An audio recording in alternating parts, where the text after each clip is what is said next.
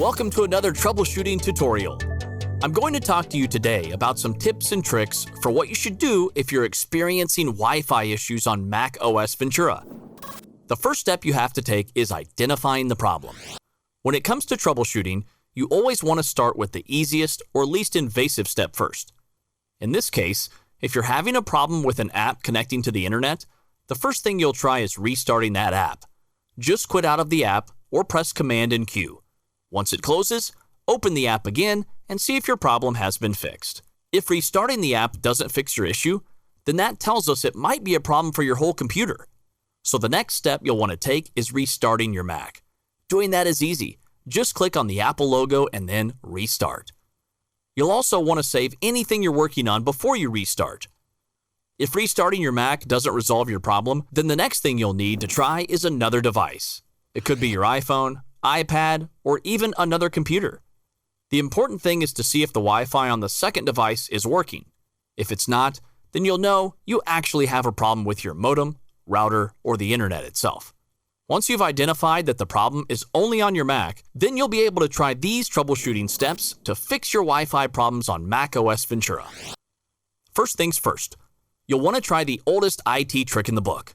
Switch your Wi-Fi off and then on again. To do that, simply click on the Wi-Fi icon in your toolbar. Then toggle it off.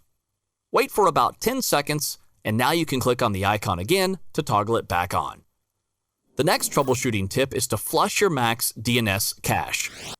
That might sound a bit intimidating, but with the help of the app Clean My Mac X, you can do it in just a few clicks. Head down to the video description to find a download link for Clean My Mac X, and you'll actually be able to try it for free. When you've got Clean My Mac X downloaded and installed, open it up. Click Maintenance in the sidebar. Select Flush DNS Cache, then click Run.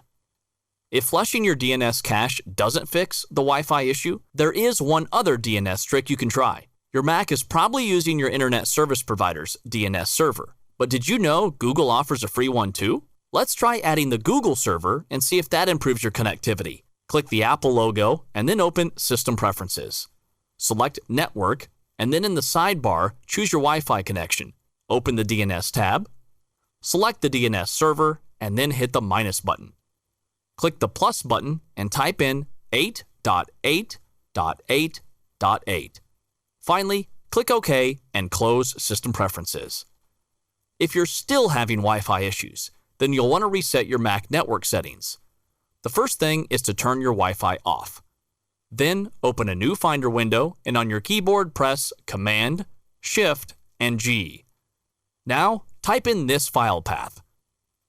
Just a quick reminder that you'll also find this path in the video description. That way you can just copy and paste it in here. Then click Go. Finally, move the following files to your trash.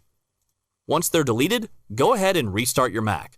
That will create new network preferences and hopefully resolve your issues. When you connect to any Wi-Fi network, your Mac will remember it forever.